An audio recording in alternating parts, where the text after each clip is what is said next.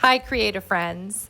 Today I'm sharing how I use this gorgeous coffee bean paint wash over an existing finish on this thrifted vintage dresser. I'm also sharing the tool that I use to do this paint wash in half the time of a traditional paint wash. Let's get started.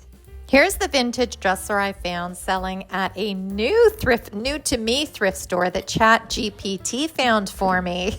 I love it. It had a bunch of furniture in it. It had really great deals, and this vintage dresser is super cute. Drawers worked really well, so it was a steal of a find. I brought it home, removed all the drawers, and gave it a really good once-over. Some of the veneer had a little chipping. There was a little bit of scratching on it, but overall, this piece was solid. As I always like to say, they just don't make them like this anymore.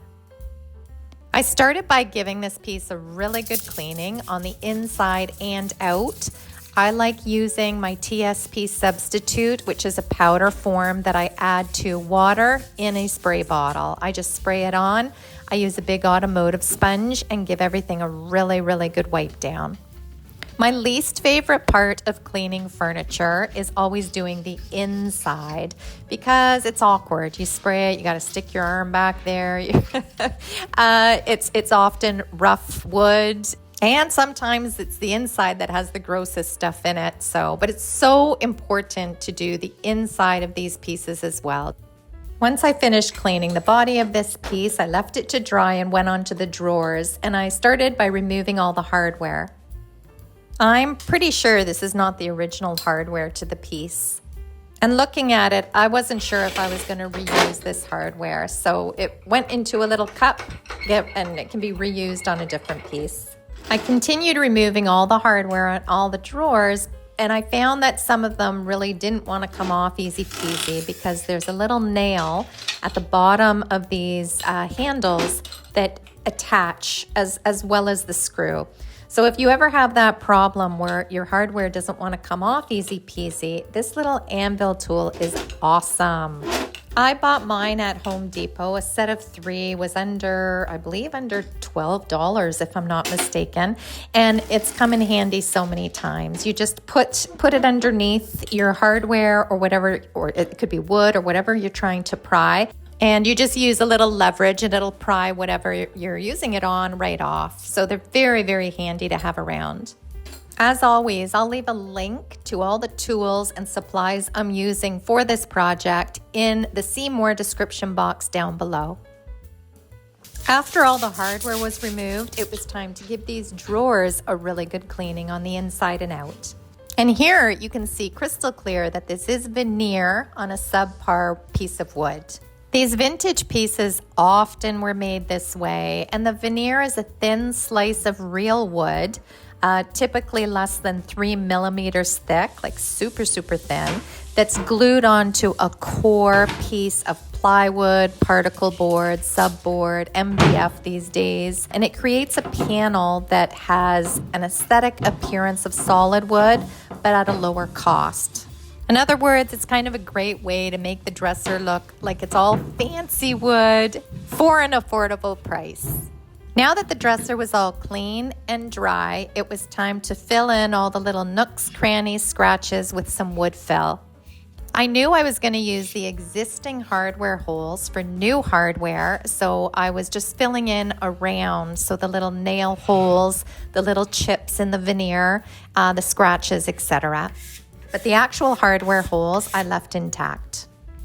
For my wood filler, here I'm using Dixie Belle Mud, and I really, really love this wood fill for smaller chips or scratches, etc. For the large, if there was any sort of large damage on this, I would have busted out the Bondo. However, for smaller little scratches or nooks and crannies such as these, this wood fill is perfect. It is easy to put on. It is so easy to sand by hand. It comes in different colors, white, brown, black, so you can match it up with the dresser or furniture that you're using it on, and it's very, very convenient to use.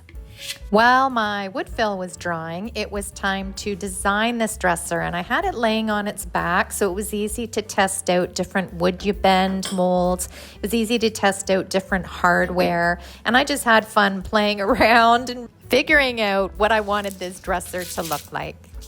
Once I had a design in mind, I flipped her back on her feet and started bringing the drawers into the sanding room for a good sanding.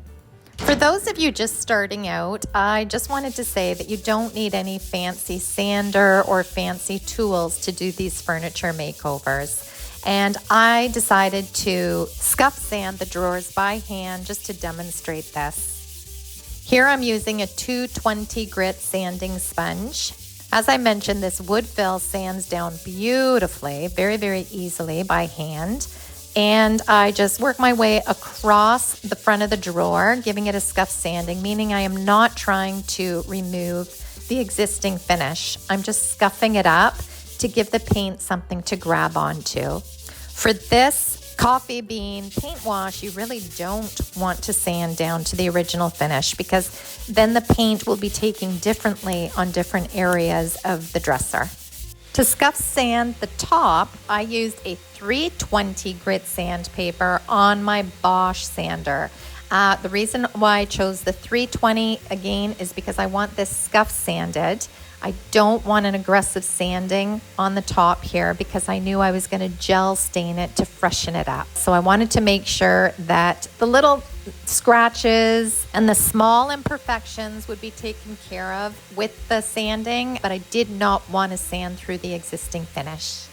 After the entire piece was scuff sanded and all the dust was removed with a tack cloth, I think I used a microfiber cloth actually, either or works. I brought it back into my paint room and I started gel staining the top of this dresser.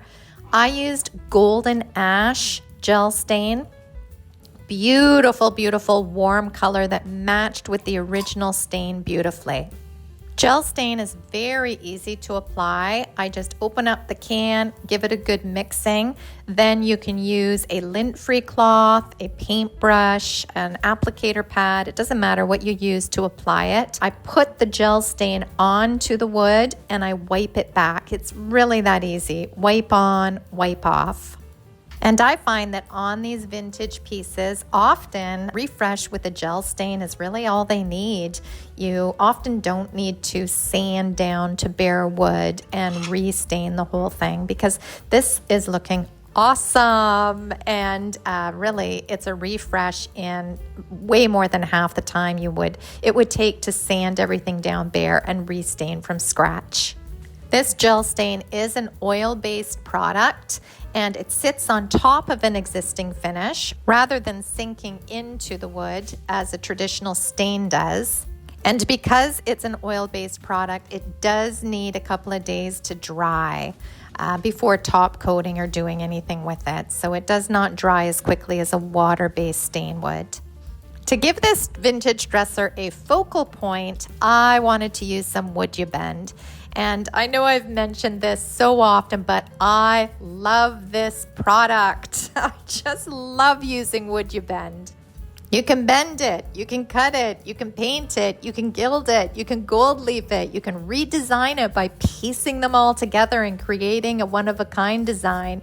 You can even stain it to match your piece, which is exactly what I'm doing here. I use the same golden ash color I used on the top and a chip brush to apply the stain, and then using a lint-free rag, I just dabbed off the excess and smoothed everything out. And here's what it looked like as it was drying, and you may notice that I cut the ends off. To do this, you heat the Wood You Bend up, so I used my heat gun and a box cutter. I heated it up until it was nice and pliable, and then using an X-Acto knife or box cutter, you just cut right through the design where you want to make the cut. This can be sanded down if there's any rough edges, so it doesn't have to be too perfect. But these Wood You Bend moldings go a long way because you can buy one and actually cut it up into numerous pieces, as many as you want. And you'll see what I'm going to do with these little ends in just a moment. To make these end pieces perfectly even, again, I just heated them up, I sandwiched them together, and I took a pair of scissors and cut them flat up on top. Then I smoothed down the rough edges with a 150 grit sandpaper.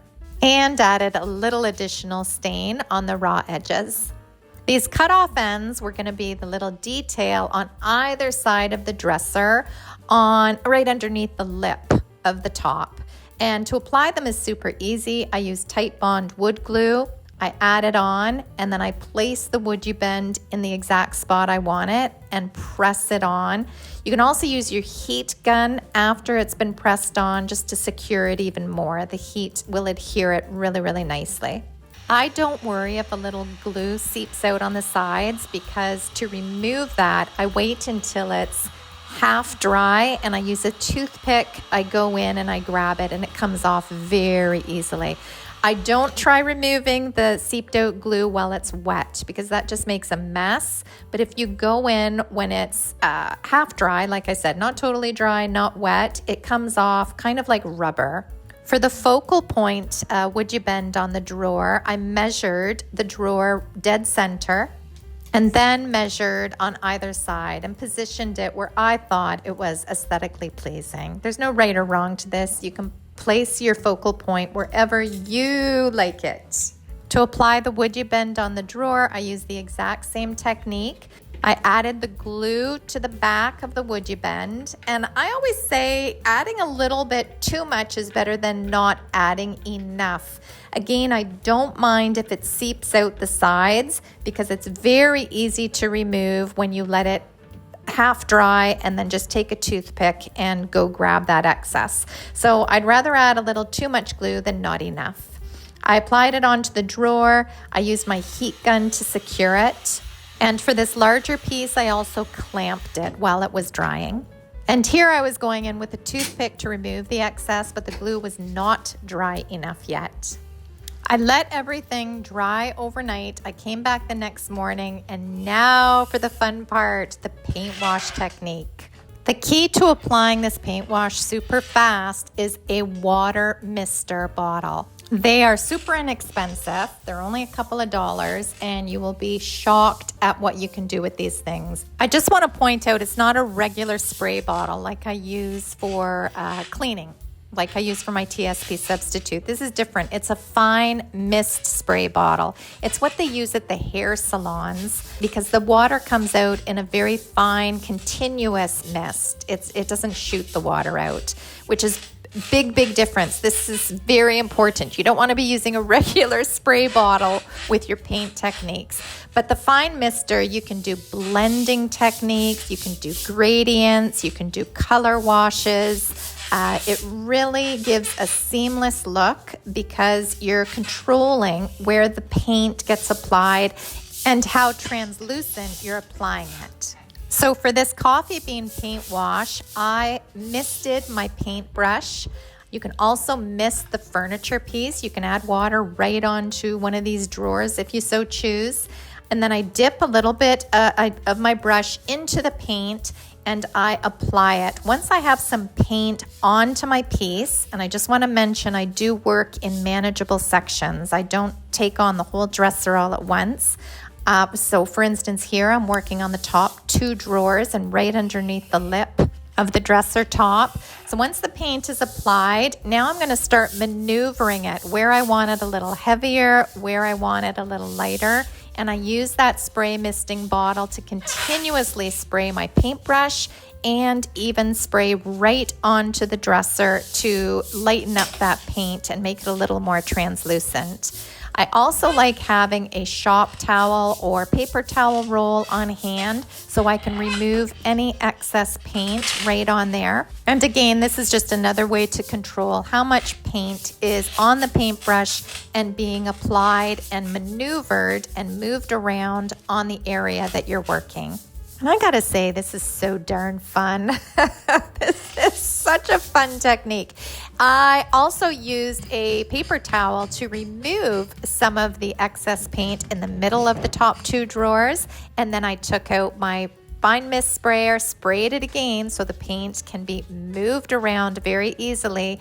And then I would just blend it all out with my brush. A traditional paint wash is actually mixing the paint, maybe 50% paint to 50% water.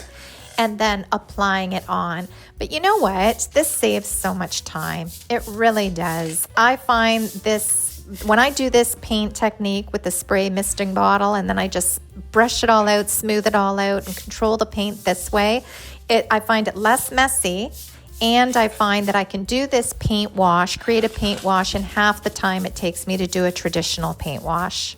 I also wanted to mention I do have a fluffy dry brush, so a separate brush from the one that I'm using to apply the paint. And I use that as my last blending. So once I'm happy with the way the drawers look, I just want to blend it out so it's seamless. I use that fluffy dry brush and I blend it all out.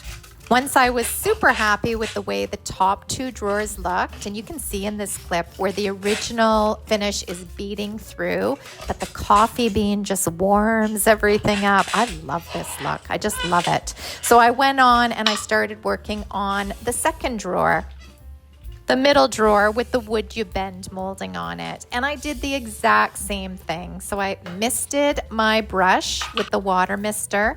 I dipped my paintbrush into a little bit of the coffee bean paint. I applied the coffee bean paint onto the middle drawer and then used my mister to smooth everything out, creating lighter areas, a more translucent look in some areas, and a little bit more coffee bean in other areas. Water mister is always on hand. I have the paintbrush in one hand, the water mister in the other. And as I mentioned before, if you want to give this a try yourself, I will include all the links to the supplies, including this water mister, in the See More box down below. Again, once I was happy with the look of the middle drawer, I took my dry, fluffy brush and I just blended and smoothed everything out for a seamless finish. I continued to work my way around the entire dresser, and as you can see where the wood fill was applied on the bottom, if you have any wood fill areas, you can apply the paint heavier in that area so the wood fill totally disappears. And I think that's what makes this coffee bean wash so great. You have it heavier in some areas, lighter and more translucent in others, and it gives this piece such dimension and such a beautiful look. I can't wait until you see the end result. I also want to mention that this finish is pretty forgiving. So in the middle drawer, when I was looking at it, it was too heavy to the right of the wood you bend, and also too heavy on the wood you bend. I wanted more of the stain showing through. So what I did was I took a piece of paper towel, I spray misted it, so added water onto it, and I started removing some of that paint finish off the wood you bend so more of the original stain would show through. To the right of the wood you bend, you can see right above the wood you bend, I actually also took some of that heavy paint off and then I refinished it afterwards. I went in and I added a lighter wash above it. So if you're looking at your dresser, once you stand back, you take a look, if you're looking at your piece of furniture and there's something that isn't sitting quite right with you, you can always go back in, remove it, and redo it. While the paint wash was drying, I ended up finding these knobs. They were a mismatch, so they're off two separate pieces. But there's a back plate that I actually bought off, I think I bought them on Hobby Lobby. And then there's these knobs that were off a different piece of furniture. But I matched them up together to repurpose them, and I added antique gilding wax to them to make them look cohesive and also blend in with the dresser. The gilding wax is also very easy to apply. I just add it on with my finger and I wipe it back with a shop towel. It makes a night and day difference. Like, they don't even look like the same knobs. To highlight the wood you bend molding, I did the exact same thing, but very, very lightly and very little because I didn't want the stain to be outshined.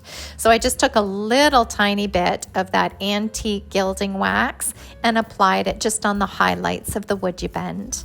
I really wanted to keep the old vintage vibe of this dresser going, so I keep that in mind every step of and every detail that I'm actually adding on. If I was to add too much gold to this, it would look too new, too shiny, too blingy, and that's not the look I was going for. So I encourage you, if you have a vision in mind, just keep that vision in mind with every detail you're working on, and then it will come together seamlessly. It'll come together really, really beautifully. You can stand back and say, yes. So once again, I let everything dry, and now it was time to top coat and protect. And what I did was I got out my spray gun and I applied 3 coats of gator hide, which is super durable, super durable. It dries really nice and fast as well. So I can get this dresser top coated all in one day because I just wait a couple of hours in between coats.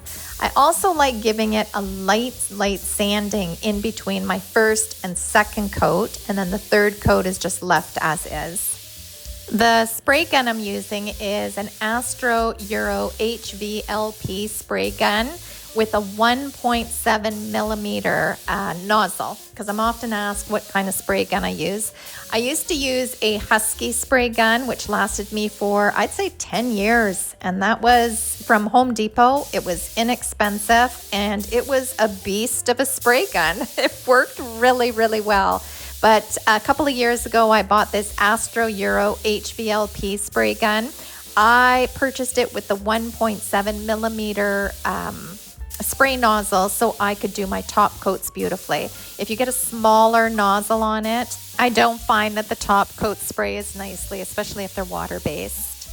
For the light sanding in between each coat, it is very, very light sanding. I use the 220 sanding sponge, and it's like I barely even put any pressure on this at all. I'm just gliding this sanding sponge over the top to knock down anything raised. So it is very, very light touch. Then I removed all the dust with a fiber cloth and then would go ahead and spray the next coat. After everything was 100% dry, I added on my repurposed hardware and the project was done. So just as a reminder, here's the before. And here's the after. And I have to say, I am in love with this coffee bean wash. I think this dresser looks so vintage. It's maintained all its character, yet it looks clean, updated, and I hope it finds a new home and somebody's gonna love it as much as I do. I can't wait to hear what you think of this paint wash technique and this dresser makeover. So feel free to leave a comment down below. If you haven't already, like and subscribe here on YouTube. You can also find me over at salvagedinspirations.com, where I have over 600 DIY and furniture painting tutorials. Sign up for our free email list. It's free to do, and everything gets sent right to your inbox. Until our next project, have a fabulous week. Bye, guys.